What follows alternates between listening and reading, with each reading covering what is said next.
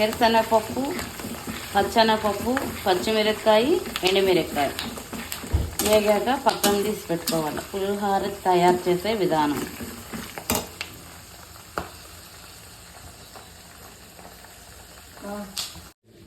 పులిహోర, చింతపండు పులిహోర తయారు చేసే విధానం. ముందుగా చింతపండు నానబెట్టుకొని చింతపండు రసము, ఉప్పు, పసుపు, చింతపండు రసం కలిపి పెట్టుకున్నాము.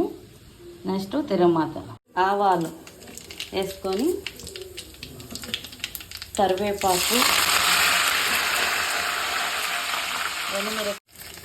ఎండుమిరపకాయ, పచ్చిమిరపకాయ, కరివేపాకు ఫ్రై అయ్యాక ఆవాలు అన్నీ వేసి తిరమాత పెట్టుకున్నాక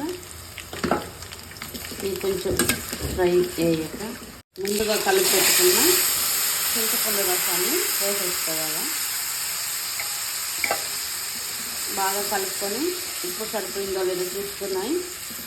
తర్వాత ఉప్పు చూసుకోవాలి. ఇది బాగా ముద్దగా ఎగరాలి. ఇలా ముద్దగా వచ్చేదాకా వండించుకొని ఇలా ముద్దగా వచ్చాక స్టవ్ ఆపేద్దాం. ఇలా తిక్కుగా రావాలి. ఇప్పుడు అన్నం అయిపోయింది. అన్నాన్ని చల్లచ్చు. ఇలా పులిహోర కలిపేసుకుంటాం. పులిహోర రెడీ.